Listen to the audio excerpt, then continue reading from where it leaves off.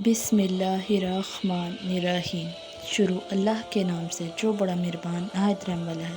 अस्सलाम वालेकुम प्यारे दोस्तों, उम्मीद करती हूँ कि आप सब खैर खैरियत से होंगे। अल्लाह ताला आप पर अपनी रहमत करे, करम करे।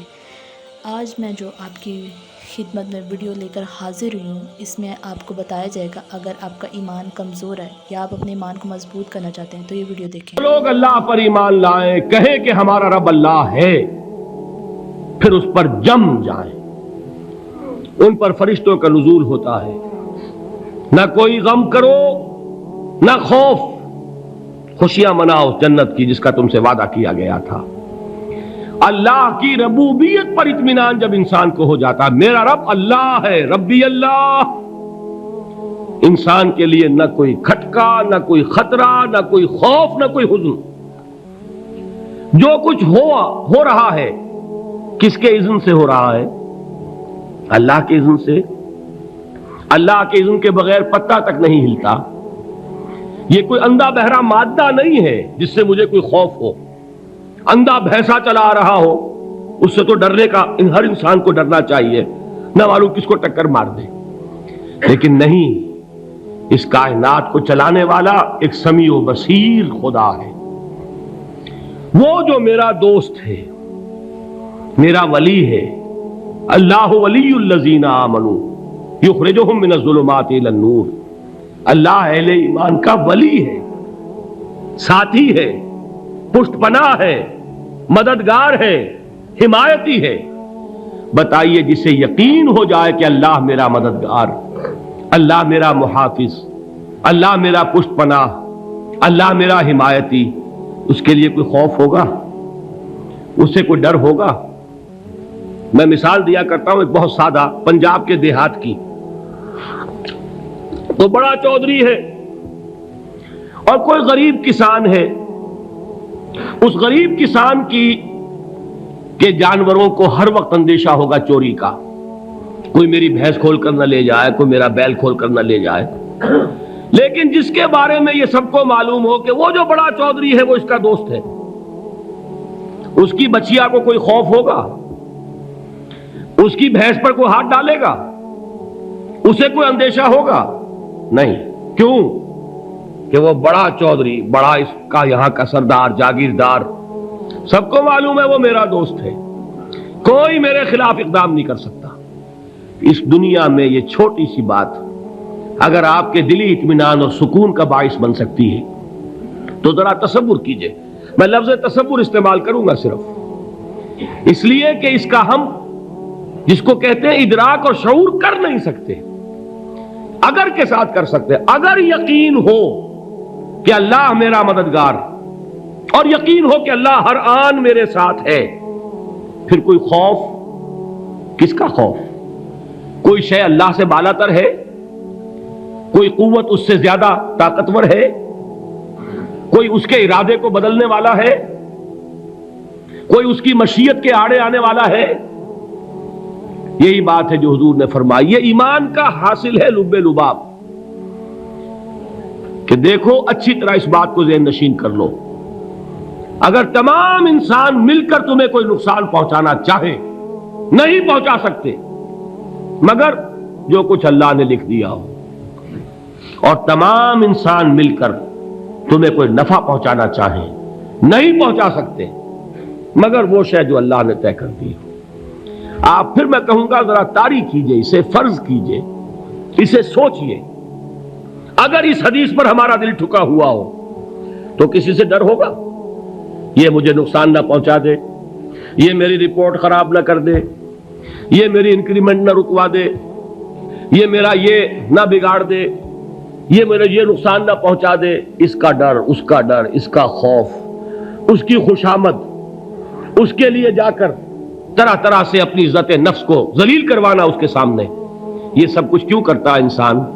जब समझता है कि इसके हाथ में मेरा कोई नफा है, इसके हाथ में मेरे लिए कोई जरर है, ये मुझे कोई गजन पहुंचा सकता है, ये मुझे कोई नुकसान पहुंचा सकता है, ये मेरा कोई काम बना सकता है, ये मेरी कोई जरूरत पूरी कर सकता है।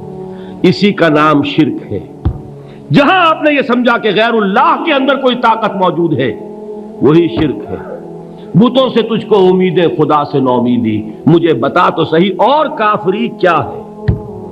شرک تو یہ ہے جس پر بھی تمہیں یہ خیال ہے کلمہ ہے یہ کلمہ سوم، لا حول ولا قوت الا باللہ، ذرا اس پر دل کو کبھی اگر آپ تصور کریں، پھر فرض کریں دل ٹھک جائے، اس پر کوئی طاقت نہیں۔ یہی بات تھی جو شیخ عبد القادر جیلانی رحمۃ اللہ علیہ نے اپنی وصیت میں اپنے بچے سے کہی۔ 11ویں دینے والے ہیں، لیکن حضرت شیخ عبد القادر جیلانی کی وصیت اور تعلیمات کو کتنے لوگ ہیں کہ جانتے ہو؟ یہ جن مقامات تک پہنچے ہیں وہ کس چیز کی بدولت پہنچے؟ انہوں نے جو پیغام دیا وہ کیا تھا؟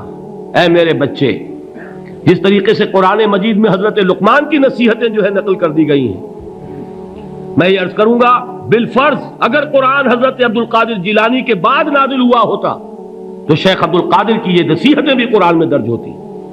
اتنی اونچی نصیحتیں ہیں۔ اے میرے بچے، اس حقیقت کو ذہن نشین کر لے، لا فاعل فی الحقیقت ولا مؤثر الا اللہ، اس کائنات میں نہ کوئی فاعل حقیقی ہے نہ مؤثر حقیقی ہے سوائے اللہ کے۔ کسی شے میں کوئی تاثیر نہیں اگر اللہ نہ چاہے، آگ جلا نہیں سکتی اگر اللہ نہ چاہے، پانی ڈبو نہیں سکتا اگر اللہ نہ چاہے، زہر ہلاک نہیں کر سکتا اگر اللہ نہ چاہے، کوئی چیز فائدہ نہیں پہنچا سکتی اگر اللہ نہ چاہے۔ تو در در پہ کیوں سر جھکاتے ہو؟ در در پر کیوں جبیں سائی کرتے ہو؟ سب کے سامنے کیوں ہاتھ پھیلاتے ہو؟ ایک اللہ سے مانگو، ایک اللہ کے سامنے زمین پر اپنی جبین رکھو۔ لا فاعل فی الحقیقت ولا مؤثر الا اللہ۔ نظر آتا ہے ہمیں کہ پانی پیاس بجھا دیتا ہے، پیاس بجھانے کی صلاحیت پانی میں نہیں ہے، اللہ کے اذن سے ہے۔ کھانا بھوک مٹا دیتا ہے، بھوک مٹانے کی صلاحیت کھانے میں نہیں ہے، اذن رب میں ہے۔ دیکھیے یہی یقین تھا حضرت موسیٰ علیہ السلام کا واقعہ یاد کیجئے۔ سامنے سمندر آ گیا ہے، قوم دیکھتی ہے پیچھے کہ گرد و غبار کا طوفان ہے، معلوم ہوا کہ فرعون اپنے لشکر سمیت آ گیا ہے۔ لشکر جب چلتا تھا تیز رفتاری کے ساتھ تو گرد و غبار کا جو طوفان اٹھتا تھا اس کا تصور کیجئے، اور لمحہ بلمحہ وہ قریب آ رہا ہے۔ پوری قوم نے کیا کہا؟ اے موسیٰ انا لمدرکون، اے موسیٰ ہم کو پکڑے گئے۔ قرآن مجید نے تو یہاں وہ باتیں نہیں لکھی ہیں، لیکن تورات میں یہ درج ہے کہ بنی اسرائیل جھگڑنے لگے، دست و گریبان ہو گئے موسیٰ کے ساتھ۔ موسیٰ ہمیں یہاں مروایا لا کر، اس سے تو ہم ہی بہتر تھے، وہاں کھانے کو ملتا تھا، زندگی تو تھی، بیگار ہم کر رہے تھے، موت تو نہیں تھی۔ اب جو کچھ ہوگا اس کا تصور کرو، جس طریقے سے ہمارے ٹکڑے اڑائے جائیں گے۔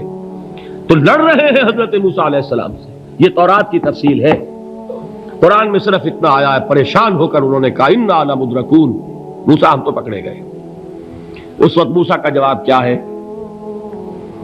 کلا ان معی ربی سیہدین، نہیں، میرے ساتھ میرا رب ہے، وہ راستہ دے گا۔ بتائیے کہاں راستہ نظر آ رہا ہے؟ یہ ہے ایمان بالغیب۔ راستہ نظر نہ آئے تب اللہ پر یقین ایمان ہے، جیب میں پیسے ہوں اور تب دل کو اطمینان ہے تو ایمان کس پر ہوا؟ پیسے پر، اللہ پر نہیں۔ جب وسائل و ذرائع نہ ہو اور پھر یقین ہو کہ اللہ مسبب الاسباب ہے، وہ اسباب کا پابند نہیں ہے، وہ اسباب کا محتاج نہیں ہے، اسباب اس کے محتاج ہے۔ اگر یہ یقین ہے تو اللہ پر ایمان ہے، یہ نہیں ہے تو تمہارا ایمان اسباب پر ہے، وسائل پر ہے، ذرائع پر ہے، مادیات پر ہے، اللہ پر نہیں۔ اس وقت کہاں راستہ تھا؟ کوئی راستہ تھا؟ سمندر ہے اور ادھر سے لشکر آ گیا ہے۔ کلا ان معی ربی سیہدین۔ اب دیکھیے ایمان کہہ دینا آسان ہے، ہوا معکم اینما کنتم، جہاں کہیں بھی تم ہوتے ہو اللہ تمہارے ساتھ ہوتا ہے، لیکن اس کا یقین قائم ہو جائے تو زمین و آسمان کا فرق واقع ہو جائے۔ یہی بات ہوئی حضور کے ساتھ۔ غار ہے، چھپے ہوئے ہیں محمد الرسول اللہ اور آپ کے وہ یار غار ابو بکر صدیق رضی اللہ تعالی عنہ۔ اقبال نے حضرت ابو بکر کی شان میں چند اشعار کہے صرف، لیکن واقعہ یہ ہے کہ بھاری بھاری نظموں پر اور قصیدوں پر بھاری ہے، طویل ترین نظمیں اور قصیدے ہوں ان پر بھاری ہے۔ ہمتیں ابو بکر کی ہمت جو ہے، کشت ملت را چو ابر، جیسے بارش سے کھیتی اپجتی ہے، ابو بکر کی ہمت اور عزیمت اس امت کو اسی طرح سینچنے والی ہے۔ ثانیے اسلام و غار و بدر و قبر، وہ دوسرے تھے اسلام میں، دوسرے پہلے کون تھے؟ انا اول المومنین، حضور فرماتے ہیں سب سے پہلا ایمان لانے والا میں، دوسرے ابو بکر۔ ویسے ہمارے ہاں یہ چلتا ہے اختلاف، حضرت علی پہلے ہیں کہ حضرت ابو بکر پہلے ہیں، لیکن اس میں بڑی خوبصورت تطبیق قائم کی ہے علماء نے، اور بہت صحیح ہے۔ چار کے بارے میں فیصلہ ہی مت کرو کہ کون پہلے ہے، ان کی ایک عجیب تقسیم کر دی ہے۔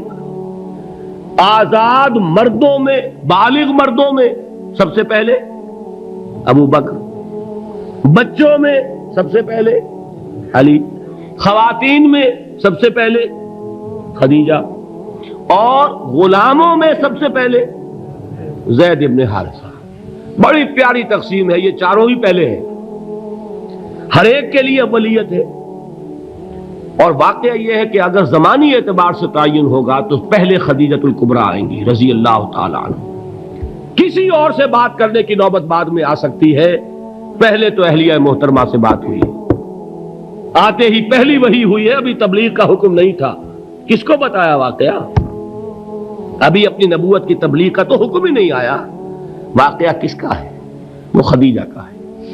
جب کہا ہے کہ خشیت علی نفسی، مجھے اپنی جان کا اندیشہ ہے، تو کیا جواب دیا خدیجہ نے رضی اللہ تعالی عنہا؟ وہ صدیقۃ الکبریٰ ہے، صدیقات جو ہے خواتین ان میں چوٹی پر خدیجۃ الکبریٰ ہے رضی اللہ تعالی عنہا، اور صدیق جو مرد ہیں ان میں صدیق اکبر ہے ابو بکر صدیق رضی اللہ تعالی عنہ، لیکن صدیقات میں چوٹی پر۔ جب حضور نے فرمایا خشیت علی نفسی، کیا فرمایا؟ کیا عرض کیا؟ کیسے تسلی دی؟ نہیں نہیں، اللہ آپ کو ضائع نہیں کرے گا، آپ غریبوں کے ہمدرد ہیں، آپ مساکین کے تکالیف رفع کرنے والے ہیں، آپ بیواؤں کی سرپرستی کرتے ہیں، آپ مسافروں کی خدمت کرتے ہیں، اللہ آپ کو ضائع نہیں کرے گا۔ یہ یقین ہے اس خاتون کے اندر۔ خیر وہ ایک علیحدہ بات ہو جائے گی۔ میرے دل پر حضرت خدیجہ رضی اللہ تعالی عنہ کی شخصیت کا بڑا گہرا نقش ہے، جو وہ کوئی اور ہی وقت اور موقع ہوا تو بیان ہوگا۔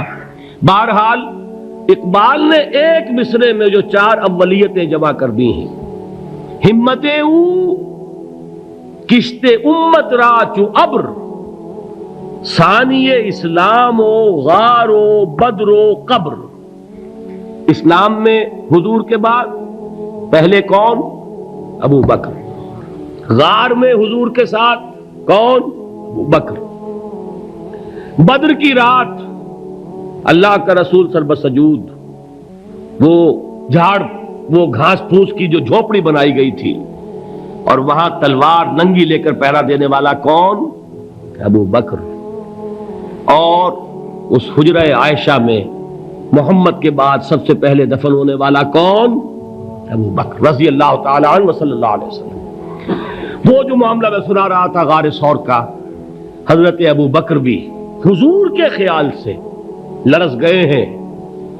آپ کو یاد ہوگا کہ جا کر پہلے تمام جتنے سوراخ تھے انہیں بند کیا ہے، ایک سوراخ رہ گیا تھا جس کو بند کرنے کے لیے کوئی کپڑا نہیں تھا، وہاں اپنی ایڑی رکھی ہے، تب کہا ہے حضور سے تشریف لائیے، اور اپنے زانو پر حضور کو لٹایا ہے، اور وہاں کسی موذی جانور نے کاٹا ہے، حضور کی آنکھ لگ گئی تھی اس وقت، اس بل کے اندر جو بھی بچھو ہے کیا ہے واللہ عالم، اس نے کاٹا ہے۔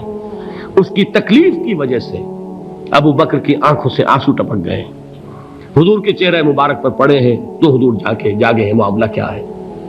ایڑی نہیں ہٹائی وہاں سے، مبادا وہ جانور وہاں سے نکل کر محمد الرسول اللہ کو کوئی گزن پہنچا دے، ابو بکر کی ایڑی ہے، جس طرح چاہے کھا لے۔ ختم کر دے، جان نکل جائے تب کوئی آنچ آئے محمد پر تو آئے، لیکن جیتے جی نہیں۔ وہ ہے ابو بکر۔ حضور کے خیال سے اس وقت حضور نے پھر اپنا لعاب دہن لگایا ہے اور اس سے پھر آپ کی تکلیف ختم ہوئی۔ جیسے خیبر میں حضرت علی کی آنکھ دکھ رہی تھی، اس کو جو شفا حاصل ہوئی ہے وہ بھی حضور کے لعاب دہن سے ہوئی۔ تو بہرحال اس وقت انہوں نے کہا ہے کہ اے نبی یا رسول اللہ، اگر اس وقت ان میں سے کسی نے غیر ارادی طور پر بھی اپنے قدموں کی طرف جھانک لیا تو پکڑے جائیں گے۔ کیا جواب تھا اللہ کے رسول کا؟ لا تحزن ان اللہ معنا، اللہ ہمارے ساتھ ہے، کیوں گھبراتے ہو ابو بکر؟ یہ ہے ایمان باللہ، میرا مالک اللہ، میرا رازق اللہ، میرا محافظ اللہ، میرا مددگار اللہ، میرا پشت پناہ اللہ، میرا دوست اللہ۔ یہ دوستی ہے اللہ کی جو لب لباب ہے، حاصل ہے ایمان کا، اسی کا نام ولایت ہے۔ اولیاء اللہ کے سروں پر سینگ نہیں ہوتے، جس کے دل میں ایمان راسخ ہو چکا ہو وہی اللہ کا ولی ہے، جسے اللہ پر یقین ہو چکا ہے وہی اللہ کا ولی ہے، جسے یقین ہے اللہ میرے ساتھ ہے، میرا مددگار، میرا پشت پناہ، میرا ساتھی، میرا دوست، میرا محبوب، میرا محب۔ اللہ اہل ایمان سے محبت کرتا ہے۔ واللہ یحب الصادقین، ان اللہ یحب الذین یقاتلون فی سبیلہ صفا کانہم بنیان مرصوص۔ اللہ محبت کرنے والا، اہل ایمان محبوب، اور اہل ایمان محبت کرنے والے اللہ محبوب۔ والذین آمنوا اشد حبا للہ۔ آپ تصور کیجئے جسے یہ رشتہ ایمان یا رشتہ ولایت حاصل ہو جائے، الا ان اولیاء اللہ